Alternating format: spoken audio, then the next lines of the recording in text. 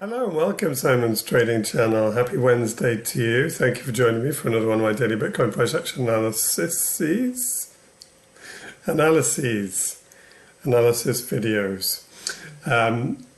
Yes, I hope the first half of your week has gone well. Can't say the same for Bitcoin. And I'm going to jump straight in with the price action analysis, and you can see here. Oh, and if you enjoy the content, please like. Subscribe. I'd appreciate that. And if you don't, then I do one every day, so don't keep coming back. This is a Fibonacci retracement from what I think is the last significant trending move, and that's from this wick low here to the current all-time wick high, and the Fibonacci retracement basically divides up that move into different areas. And the areas are to do with Fibonacci numbers. They're not Fibonacci numbers themselves, but they're ratios of Fibonacci numbers. And I don't really want to do a video on Fibonacci, because I don't really want to be an expert in it, nor declare myself as such. But Fibonacci numbers are common.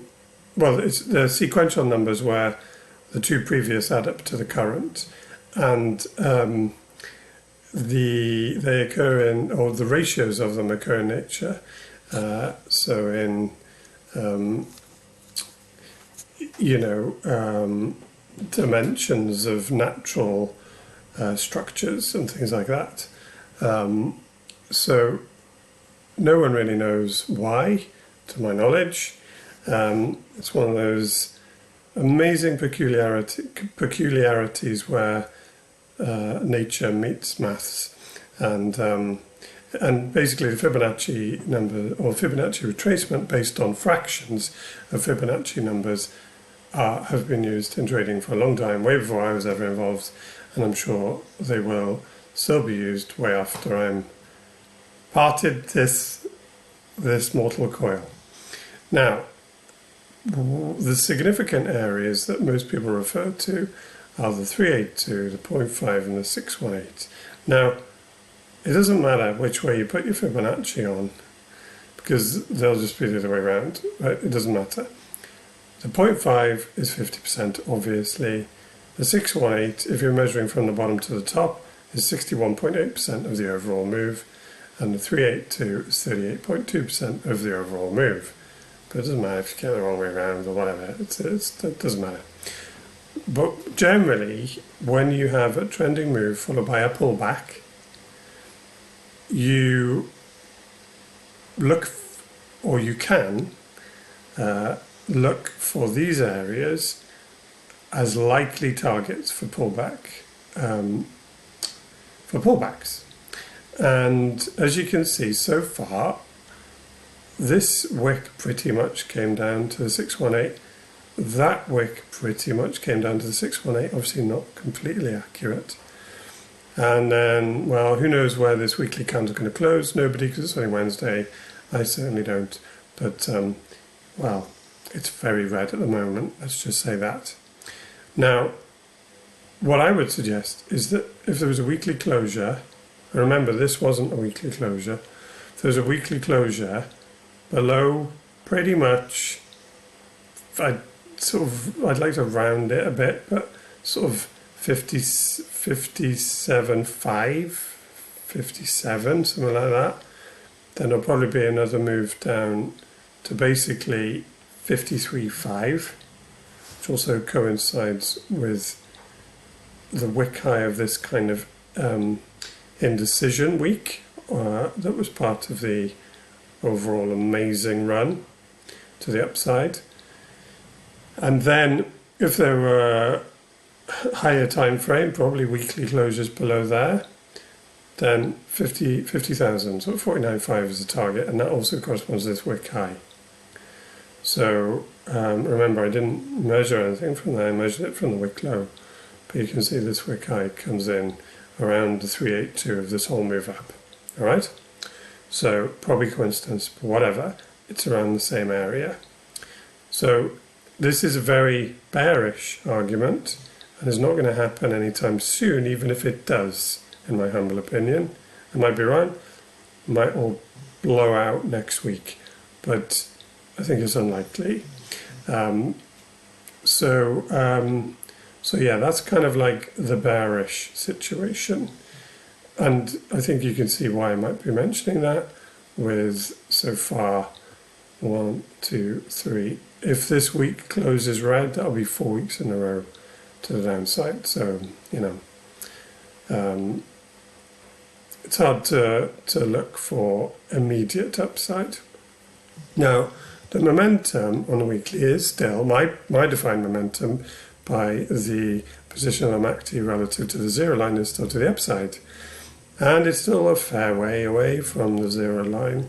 And what that means is that, price could come down quite a bit further without momentum, my predefined momentum, switching to the downside. When it switches to the downside, generally, that's a bear market.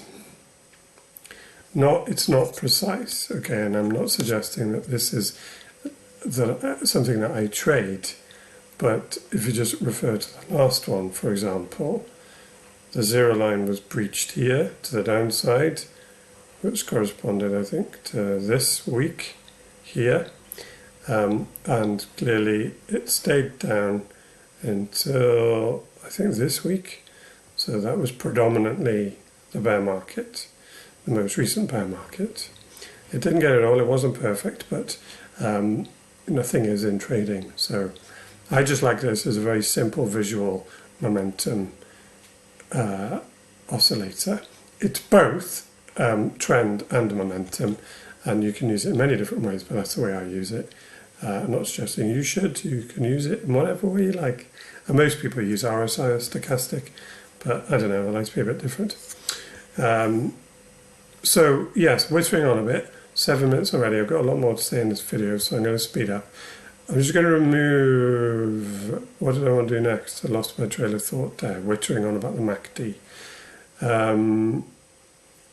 So I covered that. I was then going to, it'll come back to me, I can't quite remember. So yeah, this daily candle is not looking good at all, really. Excuse me, it looks like it's going to close below the obvious daily support for closures, which was at 60,000, give or take. Although there's still time, there's best part of 4 hours, which is significant. But as I alluded to, I think it was in yesterday's video, so this is a 4 hour now, so let's jump around a bit. This was the area that needed to be reached and closed above on a daily time frame for a change in trend, and that just clearly didn't happen. And indeed, it's worked its way all the way back down now to retrace all of this move up here. So yeah, maybe a bit of bouncy from the bottom, but clearly momentum on the 4 hours now securely back down. Momentum on the daily is turned back down. All the super low time frames are probably to the downside. Yeah, the only one that's not at the moment of the ones that I look at is the weekly. So we'll see where this weekly closes out. There was something else I was going to mention, I can't remember where it is. That's very annoying.